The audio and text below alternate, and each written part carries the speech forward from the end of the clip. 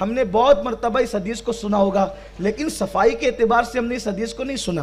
اللہ کے حبیب علیہ السلام فرماتے ہیں جس گھر میں رات بھر کچرا پڑا رہے، یعنی جس گھر کے اندر رات میں کچرا پڑا رہے، اللہ ان گھر والوں کے رزق سے برکت اٹھا لیتا ہے۔ اس کا مطلب امام الانبیاء ہمیں پیغام کیا دینا چاہتے ہیں؟ سید الانبیاء کا پیغام کیا ہے؟ مطلب یہ ہے کہ تمہارے گھر میں رات کے بعد صبح اس حالت میں کبھی نہیں ہونا چاہیے کہ تمہارے گھر کے اندر کچرا پڑا ہوا ہو۔ لیکن حضور کے بات کرنے کا انداز ہے، کیونکہ ہر آدمی اپنے انداز سے بولتا ہے، اور یہ امام الانبیاء کا لب و لہجہ ہے۔ ٹیچر بولے گا تو اپنے انداز سے، ڈاکٹر بولے گا تو اپنے انداز سے، مولوی بولے گا تو اپنے انداز سے، خطیب بولے گا تو اپنے انداز سے، ادیب بولے گا تو اپنے انداز سے، شاعر بولے گا تو اپنے انداز سے، سب کی باتیں جدا جدا ہے۔ لیکن جب نبیوں کا امام بولے گا تو نبیوں کا امام اپنے انداز سے بولتا ہے، اور ان کے انداز کی شان یہ ہے کہ بڑے بڑے ادیب خطیب شاعروں کی حالت ان کے سامنے یہ ہے، فصحا عرب کے بڑے بڑے تیرے آگے یوں ہے دبے لچے، کوئی جانے منہ میں زبان نہیں بلکہ جسم میں جان نہیں۔ جب وہ بولتے ہیں تو پھر اللہ اکبر سب خاموش ہو جاتے ہیں، بلکہ ان کا بولنا خدا کو اتنا پسند ہے کہ قدرت اپنی بات بھی انہی کی زبان سے سننا چاہتی ہے۔ قل کہہ کے اپنی بات بھی لب سے تیرے سنی، اللہ کو ہے اتنی تیری گفتگو پسند۔ تو جہاں تک کچرے کی بات ہے، آقا کریم صلی اللہ علیہ وآلہ وسلم فرماتے ہیں کہ اس حالت میں کچرے پہ تمہارے گھر میں رات نہ گزرے کہ تمہارے گھر میں کچرا پڑا ہو۔ جس گھر میں رات میں کچرا پڑا ہو اس گھر سے اللہ رحمتوں کو اٹھا لیتا ہے۔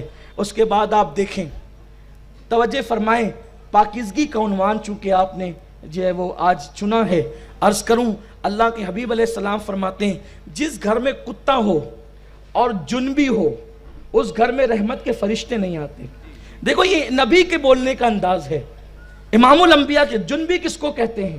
جنب ایک دم حیا کے پہلو میں، حیا کے انداز میں، جب ایک مرد ایک عورت کے ساتھ وظیفہ زوجیت ادا کرتا ہے۔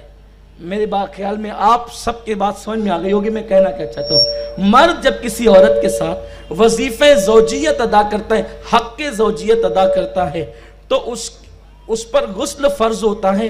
اس کو اسلام کے لب و لہجے میں جنابت کہتے ہیں، اور جس پر غسل جنابت فرض ہو تو اس کو جنبی کہتے ہیں۔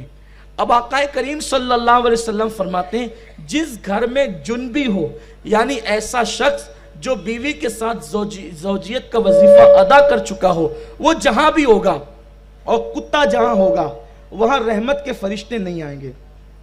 ہر مسلمان کے لیے ضروری ہے کہ اگر اس نے ایسا کام کیا ہے جس کو وظیفہ زوجیت کہتے ہیں اور اس پر غسل فرض ہے، تو لیٹ میں لیٹ اس کو سورج نکلنے سے پہلے غسل کرنا فرض ہے، اس لیے کہ نماز کا آخری ٹائم سورج طلوع ہونا ہے، اور اس کو فجر کی نماز کا ٹائم ختم ہونے سے پہلے غسل کر لینا اس پہ فرض ہے۔ اگر وہ غسل نہیں کرتا تو وہ گنہگار ہوگا اور اس کے گھر میں رحمت کے فرشتے نہیں آئیں گے۔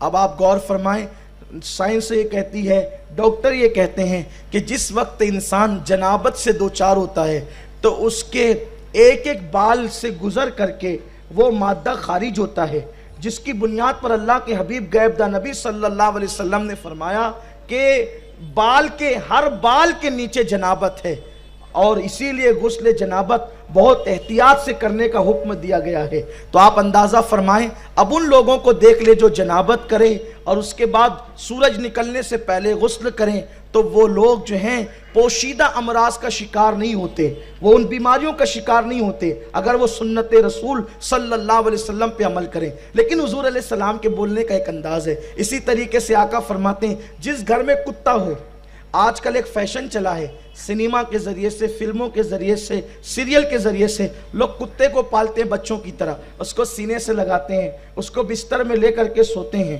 ابھی آپ نے کتے کے حوالے سے ایک بیماری کا ذکر سنا، یہ کتا حضور علیہ الصلوۃ والتسلیم کی حدیث ہے، جس گھر میں کتا ہو اس میں اللہ کی رحمت کے فرشتے نہیں آئیں گے۔ اور یہاں تک کہ فقہا فرماتے ہیں جو بلا ضرورت کتے کو پالے گا اللہ کی بارگاہ کے اندر وہ جواب دے ہوگا اور عذاب کا مستحق ہوگا۔ کیوں؟